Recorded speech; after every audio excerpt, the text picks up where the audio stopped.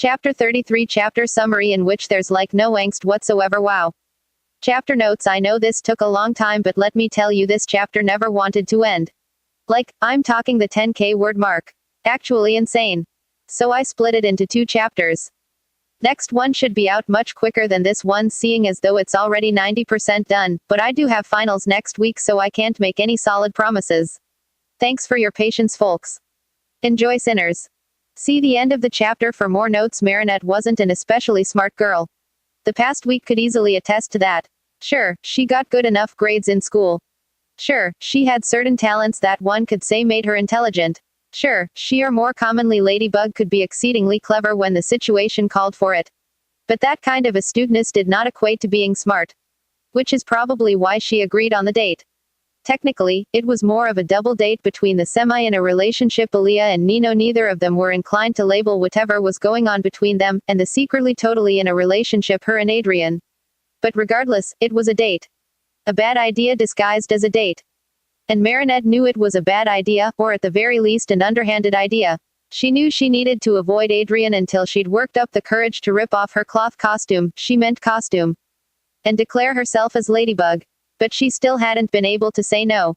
Not when her 3 best friends, one of which just also happened to be her boyfriend, had cornered her in the courtyard after school on Monday. Not when Nino had promised they could go to her favorite gelato shop, you know, the place with the dinosaur spoons you like. Not when Aaliyah had given her the please please please just go along with this look. And certainly not when Adrian had slammed her with those intense green kitten eyes which looked far too innocent on the same boy who could be the very embodiment of sin when he chose to be and offered to carry her bag as they walked. She couldn't say no. So she didn't. And that was how Marinette found herself in her current situation, dinosaur spoon in hand, frown on her face, and foot tapping absently to the upbeat pop music that carried through the restaurant. Damn her sweet tooth, and damn her sweet boyfriend. Damn him, and damn herself for not having an ounce of self-control when it came to her tall hunk of blonde-haired kryptonite. Marinette simmered. Barring this unplanned little disaster outing, her first post-makeup school day had gone about as smoothly as one could have hoped for. At least she hadn't immediately blown her cover upon entering homeroom, hadn't called Adrian some dumb pet name, or accidentally made out with him like she owned his ass. Which I do, Marinette thought primly, taking a long pull of her ice water and admiring the view of said owned ass as Adrian walked over to the counter. That backside looked just as good in denim as it did skin-tight leather, and it was a miracle that the likeness alone hadn't revealed Chat's identity earlier. It had been like this all day. Her class time had mostly consisted of worksheets, checking out Adrian, group projects, checking out Adrian, a quick cram session in the library that included a fair amount of, you guessed it, checking out Adrian, and finally, some good old-fashioned checking out Adrian. It was like being 14 again. Though this time her checking out was less "oh my gosh he's so kind and handsome and smart, I wish he would whisk me off my feet," and more "holy shit my dork of a boyfriend is sitting right there and is not actively trying to hit on me." It was jarring, really. Having Chat's voice politely ask her for a pencil without offering a kiss in return. Or having Chat's face throw her an expression that wasn't a smirk. Half the time Marinette was so thrown off by Adrian's composed exterior and, dare she say, mild demeanor, she'd completely forget he was Chat Noir. That was, until he did something like let slip a lame pun, or accidentally blind himself via disposable camera flash, for example. Marinette had watched him and Kim play with the cheap chunk of plastic for a solid 15 minutes, all the while stomping down the urge to confiscate the damn thing and tell him cats have no use for photography equipment. Something told her it was going to be a long semester. Or maybe just a long afternoon, she thought, letting her eyes dance across the building to where Adrian stood. The boys were leaning over the glass-cased freezers, examining the tubs of gelato inside and unwittingly giving Marinette quite the view of a certain derriere. Spoiler alert, it wasn't Nino's. "You good there?" Aaliyah asked, getting a meddlesome look in her eye as she followed her friend's somewhat vacant gaze forward. Marinette waved her off, letting loose a frantic giggle as she mentally kicked herself for staring. Reminder, Ladybug may be dating Chat, but Marinette is not dating Adrian, she chided herself, forcing her eyes to fall upon more socially acceptable sights. "Yep, I'm feeling fine," Marinette chirped, with what she hoped was a casual smile. Aaliyah seemed unconvinced. "You sure? Positive?" Bespectacled eyes narrowed. Don't think I haven't noticed your strange mood this past week, Miss Dupain Cheng," Aaliyah began, shaking a finger. "You know if there's anything going on you can tell me, right? I'll square up with anyone who tries to hurt my besties, and I'll beat them too." Marinette's mind went on an idle tangent, trying to imagine a fictitious showdown between Aaliyah Grand Slam Césaire and Chad Defender of Paris Noir. Her partner was agile, with years of fighting experience under his belt and stealth training to boot, but her best friend was a certified berserker. Marinette had once seen Aaliyah level an entire magazine stand, not a flimsy pharmacy display, but one of the steel-beamed setups found dotting the city streets in a fit of pure journalistic rage. Adrian wouldn't stand a chance. I do know that, Marinette affirmed, and while I appreciate your battle prowess, there's still nothing going on and nobody you need to fight. Who are we fighting? Nino cut in, sliding a cup of gelato lemon with white chocolate chips in front of Marinette before scooting into his side of the booth. Mary's mystery boy toy, Aaliyah answered, accepting her own serving of salted caramel goodness from Adrian as he too settled at the table. Except that we aren't, Marinette corrected, gaze fixed firmly away from her aforementioned boy toy as she tried to steer the conversation to a safer topic. So what's new, all? I say we go to his house and duct tape him to the ceiling, was Nino's helpful suggestion, mumbled through a mouthful of what looked like orange sorbet and effectively steamrolling her attempt at a distraction. Too tame, Aaliyah dismissed. No, the official Marinette Dupain Cheng Protection Squad can do better. Egg his windows, Nino tried. Nope. Tar and feather. Too expensive. Is castration an option? Adrian wondered aloud. Marinette choked. I'll add that to the list, Aaliyah said with a malicious smile. I'd like to make the casual reminder, Marinette sputtered, eyes still avoiding Adrian's vicinity as she gestured broadly in the air, that this guy is nothing more than a casual acquaintance. Lies. In fact, we hardly even speak anymore. Double lies. Please, her red-headed friend interjected, I never see you put down that phone. Marinette's mouth opened. And before you say anything about my own addiction, need I remind you I have an important blog to run. A lifeline. Oh dear sweet God, a lifeline. How is the lady blog going? Marinette asked, spotting an exit route from this dangerous line of questioning. Any new gossip? I know you're trying to distract me, Aaliyah accused. She stared her friend down and took a long sip of her soda, the two of them engaging in a particularly fierce eye battle before Blue came out victorious. But I do happen to have more gossip, so I'll let it slide.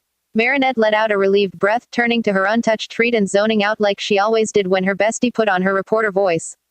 It wasn't that she didn't support Aaliyah, hell, she always made sure the lady blog got her best angles and most exclusive interviews, but one could only hear so many wild theories about their superhero alter ego before they got boring. Meanwhile, Adrian didn't seem to find any displeasure in Aaliyah's rant, nodding intently along with the girl and hanging on to each word as he went in on his own giant cup of gelato. Ignoring the way her stomach flipped at the sight of his lips working against the rich, chocolatey concoction, Marinette instead focused in on the fervor with which he ate. One could argue that Chad Noir had always been on the skinny side, but since his growth spurt, she worried if he was getting enough calories to keep up with his growing body. Adrian's diet was probably all well and good for a model, but being a superhero required a lot more fuel, and the way he utterly attacked his bowl only confirmed her suspicions that the boy was not getting his fill at home. And that certainly wouldn't do. She made a mental note to start sneaking her partner sack lunches in between Akuma attacks. Never let it be said that a Cheng woman ever let her man go hungry. Marinette jolted from her thoughts as a tiny dribble of gelato slid off the edge of her spoon, cold biting into her skin where it landed on her chest. With a frown, she set her frozen treat down, only half listening to Aaliyah as she glared down at the offending drop of yellow slush that slowly slid towards the cleft of her cleavage. A smart, rational person with basic table manners would have grabbed for a napkin in this situation, but apparently Marinette was raised in a zoo. A zoo where they didn't teach table manners. So of course she just had to scoop the mess up with a dainty swipe of her pointer finger. Of course she had to pop said finger between her lips with a hard suck to catch the lemony goodness found there. And of course she just had to make eye contact with a certain someone as she did so. Marinette froze, watching as Adrian balked at her, display. The reaction in his face wasn't overtly obvious after years of runways and photo shoots. He'd developed a knack for schooling his features into neutrality, but it was there if you knew all the right places to look. A subtle dilation of his pupils. That small crease near his jaw as the muscle tensed. The way his Adam's apple bobbed as if he were the one swallowing the gelato now sliding down the back of her tongue. Marinette had spent enough time with him to know when he was getting bothered riling him up had practically become something of a pastime for her. But she'd never expected to see that telltale reaction now of all times. Not while he was Adrian, and she was Marinette.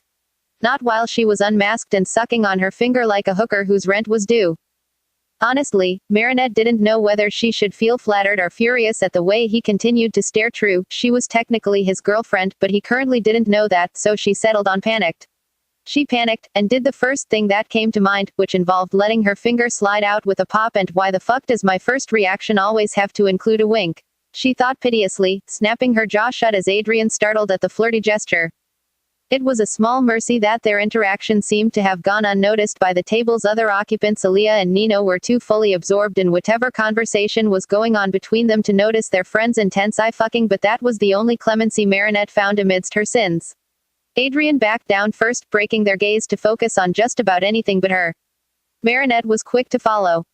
What was that? Her mind slammed metaphorical pots and pans together between each frenzied thought, and the racket was so loud that Marinette almost missed Aaliyah's next question entirely. Thankfully, it wasn't aimed at her. So, Adrian, the reporter grilled, how's your girlfriend? Cookware clattered in her skull as her brain paused its hissy fit to listen. Marinette stilled externally as well, attention zeroing in on the wide-eyed boy across the table. Yeah, Adrian. How is your girlfriend? Adrian took a moment to compose himself as all eyes turned on him. I wasn't aware I had one, he responded coolly. Sure you don't, Aaliyah said with a laugh. She straightened, staring intently.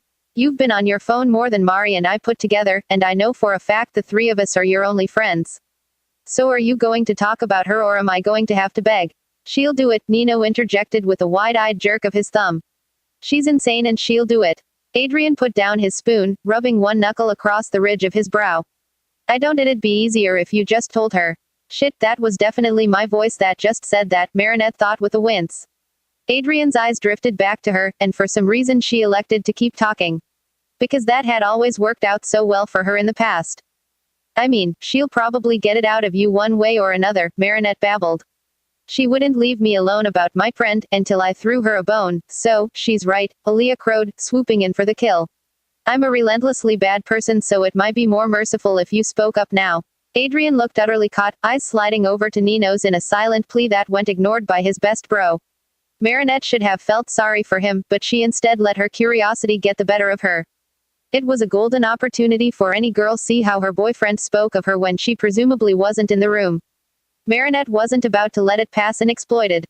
Fine, Adrian conceded, throwing his hands up in defeat, I'll tell you about the girl I've been texting. Three bodies leaned in. I met her back when I was homeschooled, around the time I was 8 or 9, he began, voice surprisingly sure given that he was lying through his teeth. Her parents worked for my dad, so I would see her around the headquarters sometimes. Marinette couldn't help but be impressed with Adrian's flawless delivery. Maybe she should have been a little wary of his skill at fibbing, but the surety with which he spoke had even her second-guessing whether or not they had met when they were kids. Damn, he's good. We kind of fell out of touch when I started attending public school, Adrian continued, sipping at his drink as if he wasn't in the middle of providing an incredibly well-thought lie, but just recently we started talking again. Aaliyah raised a hand, and he gave her the green light to speak. Name, age, height, weight, eye color, neighborhood, cup size. Adrian coughed, choking on his soda. Marinette only continued to eyeball him expectantly, eager to see what he would give up. I don't think I should answer any of those questions. He responded once he'd caught his breath. Two girls sighed in tandem. Damn, Marinette thought, poking at her gelato as Aaliyah continued to pester the poor boy. He could have at least exaggerated me up to a D cup. The Inquisition continued. So why haven't we met her? Nino asked, stabbing his pterodactyl spoon at his friend. We promise not to chase her off. If we decide we like her, Aaliyah muttered. When we decide we like her, Nino corrected with a narrow look at his not girlfriend. Marinette hid her smile. It's just, she has to stay out of the public eye, Adrian explained, brows bunching in concentration. Her parents are about as strict as my dad when it comes to things like dating. Aha. Aaliyah chimed. Not that I'm saying we are dating. Adrian rushed to tack on. I'm just saying things wouldn't go well if we showed up in public together. So we stick to texting, mostly. What's she like? Marinette asked, surprising herself with another interjection. Oh, now you're just asking for trouble, her subconscious lectured. She ignored it, watching as Adrian's face melted into something undeniably soft at the question. Incredible, he breathed, the single word setting Marinette's insides aflutter. Yeah, she prompted, hardly above a whisper. Yeah, Adrian repeated, shaking his head with a wide grin, his gaze distant and unbelievably fond. She's just the best, really. I mean, she has all the usual charms. She's funny and smart and beautiful and kind. Aaliyah rolled her eyes with a snort, only to receive a swift elbow from the entranced raven-haired girl beside her. But she'd also more than that, Adrian continued. She's brave, so brave. Even when I can tell she's feeling scared or lost. She's, I guess you could say, poised. He tilted his head, pondering the description before deciding it fit. Yeah, poised. And selfless too. She always knows the right thing to say, somehow. Like when we're texting and she can't see my face, she can always tell what I'm feeling, even when I don't know myself. She sounds too good to be true, Nino said, not unkindly. I don't think I've never met a girl that flawless. The table jolted from what was most likely Aaliyah's foot slamming into his kneecap. Hey, oh, don't worry, Adrian laughed, clapping his friend on the shoulder to keep him from retaliating against the reporter.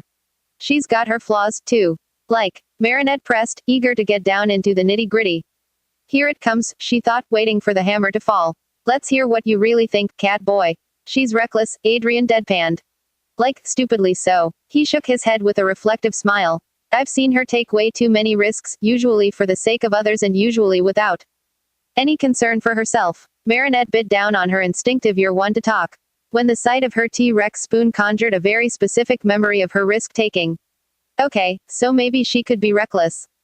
She's also stubborn and argumentative. Again, Marinette was about to defend herself when she realized any interjection on her part would only stand to prove his point.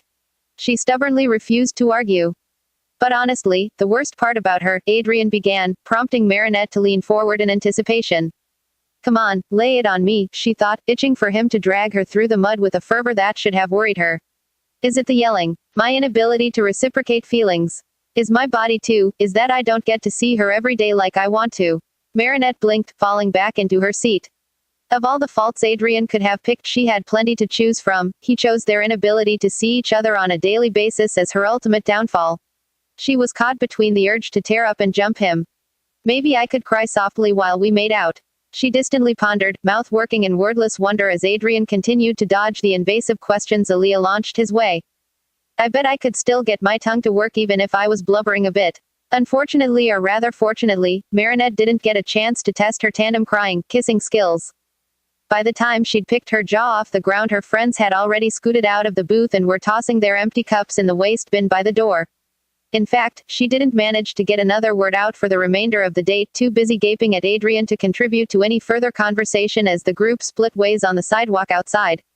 Aaliyah talked her ear off on the way home, but Marinette only caught snippets. She managed to force a goodbye once they reached the bakery, and a hello as she passed her parents, but when she ascended to her room a few minutes later she was utterly silent. This time, kill, was the furthest thought from her mind. Because this flood of emotion was far different from the one she'd felt on that day by the billboard. It made her palms sweat and her heart race, but it wasn't overwhelming or frightening. It was exhilarating. Effortless. It was love. Marinette threw herself back on her bedspread, grinning at the ceiling with a pillow clutched to her chest, the very picture of an enamored teenage girl. I love him, she admitted out loud, shaking her head as it swam. I love Chad Noir. Adrian aggressed. My boyfriend. I love him. A spot of red darted into her field of vision, floating above her with an expression that could only be described as done. It's about damn time. Ticky. Marinette gasped, appalled at her Kwame's uncharacteristic use of language. Well, it is. Ticky said, crossing her arms. A tiny smile snuck its way onto her features. When are you going to tell him? He probably already knows, Marinette said with a shrug, her stomach still churning with a pleasant heat. Not likely. Chad Noir is possibly the only person on Earth with a thicker skull than yours. Thanks. And if you're only realizing you love him now, it will probably take him another year or so to figure it out unless you spell it out for him. Gah, the teen groaned, ramming the heels of her hands into her eye sockets. I hate it when you're right. So when are you going to tell him? Ticky repeated. Marinette was interrupted by the sound of a text alert. Grabbing her phone, her heart soared at the C-N-I-D at the top and only drooped a bit at the following Akuma. She sighed, flashing the screen for her Kwame to see. Possibly tonight. A box of cookies says you won't, Ticky sing-songed, floating backwards as Marinette stood up from the bed. Thanks for the vote of confidence, the girl deadpanned, her face overtaken with a wicked smile in the next instant. And you are so on. With a solid handshake, paw fingertip shake, a triumphant transform me. And a flash of pink light, Marinette and Ticky were replaced by Ladybug and the heroine leapt through the skylight and out into the night. The Akuma went down quick. Like crazy quick. Adrian wished he'd started keeping a ledger of how long their battles usually lasted, because he was sure they'd just broken some kind of record. The way the heroes moved had been flawless, a far cry from their prior week's performance. All it had taken was just a short skirmish around City Hall, a akumatized council member, a quick acrobatics combination, and finally a snap of ladybugs compact before Paris was once again back to its earlier tranquility, leaving no doubt in Adrian's mind as to whether or not he and his partner were truly back in sync. The whole thing had lasted about 20 minutes, maybe a half hour, tops. In fact, they'd taken down the Akuma so quickly that the media just barely managed to arrive before all was said and done. It didn't seem to lessen their numbers. A near frenzy of reporters crowded in the lobby while their heroes stood atop the grand staircase. "I've got them," Chat said, gesturing to the gathered cameras with a significant glance at Ladybug's triple-spotted studs. "No more close calls for you, my hero," she replied with a smile. A flurry of flashes went off as Paris' most talked about couple shared a speedy kiss, but that was all the journalists were going to get out of Ladybug today. She gave a final wave, both in goodbye and as a means of ignoring the questions being called up to her, before making her exit with a flick of her yo-yo. Adrian watched Ladybug hook the chandelier and swing out of the building via a window, admiring her graceful demount as he steeled himself for yet another boring interview. Unsurprisingly, there was no lack of questions about his partner's supposed breakdown. "Is Ladybug injured? Are you two fighting? Is there something you're trying to hide?" With a smile plastered across his face, Adrian expertly served up a heaping helping of bullshit with an extra side order of no comment. He'd expected the public to be curious about what had brought the indomitable Ladybug to tears, and had luckily taken some time to craft a believable cover-up. What Adrian hadn't anticipated, however, was the flash of red he caught in the corner of his vision a scant 5 minutes into his interview. He hadn't expected the sight of his partner, compact pressed against her face and waving cheerfully through the nearby window, and he certainly hadn't expected his communicator to bing out a notification. His mask peaked in a mixture of confusion and excitement. "Give me," Adrian announced, dragging his eyes from a mischievous Ladybug to address the reporters, "give me one moment, please." He turned away, back to the crowd and girlfriend in his periphery as he slid the top of his staff up. "What are you playing at?" Ladybug's laughter echoed out of the speaker. "I'm not playing at anything," came her lilting reply. "At least, not yet." "Let me rephrase," Adrian murmured at the tiny screen, keeping his voice casual despite his mounting excitement. "Why haven't you run home yet? You've got a deadline, princess." "Not anymore," Ladybug practically sang. "I let Tiki recharge, which means I've got a fresh transformation and no one," she grinned. He gulped. "I mean, nothing to do with it." Adrian slid his staff shut so fast he feared he might have broken the damn thing. "Well, that's all the questions I can take today, folks," he piped out, returning his attention to the press and pointedly ignoring the cheeky vagrant that continued to peer at him through the window. The next moment, he was gone. Adrian didn't really remember how he managed to get to the roof. There must have been some movement on his part, perhaps running or climbing or vaulting, but really all that mattered was that he made it there. And fast. To his utter surprise, Ladybug was still stationed where he'd last saw her. Adrian almost had to do a double take at the sight of her patiently waiting for him. Usually she'd be on the next building over by now, sending him a saucy little salute as she dashed across the skyline. Yet there she stood. It almost made him suspicious. "I expected you to be gone," Adrian said once he reached his lady's perch. "Isn't that your whole thing? The teasing and the chase?" "Used to be," Ladybug replied. She traipsed over, hooking her thumbs in his belt and giving an honest smile. "But I promised no more running away and no more playing games, so here I am." "Oh," Adrian thought, feeling a wave of happiness bubble up in the pit of his stomach. He'd told her he didn't like when she ran off, and she'd actually listened. He was so in love with this girl. Thank you," Adrian said, peering down at his partner and resisting the urge to scoop her up in a bear hug. "But I hope you didn't take my words to mean no games, period." He flashed a trademark smirk. "Because I've grown rather fond of some the playing we do together." "Ah," Ladybug mused, tilting her head in a way that made her pigtails bounce. "See, that's what makes it different. Elaborate, please." "It would be easier without your mouth on my jaw," she laughed. "Elaborate, please," Adrian repeated, drawing back from where he'd absently been nuzzling her. Hey, they'd gone a whole week without contact, she couldn't blame him for being touch-starved. "Games aren't fun when only one person is playing," Ladybug explained, "but if we both decide to play with each other," dirty phrasing, he cut in. "Intentional phrasing," she shot back. "If we both decide to play with each other," Adrian prompted, shivering at the way Ladybug seemed to get lost in his gaze. He felt equally as misplaced in hers. Then it's not a game anymore, she whispered, voice low and inviting. It's an adventure. One that we get to take together. Is that why you called me out here? He asked, anticipation tripling.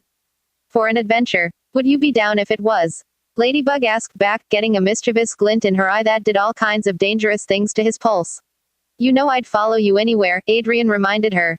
So, say if I took off running right now. Would you chase me? Gladly. And you don't have anything on your busy schedule, Mr.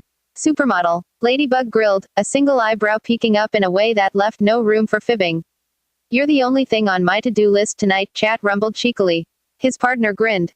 Then in that case, she said, edging dangerously close to his lips to speak softly against their velvety surface. ... I guess you'd better catch me first. There was only a split second's difference between her exit and his, one in which Adrian couldn't help but let loose an excited whoop. The game of cat and bug was back on, in the best of ways.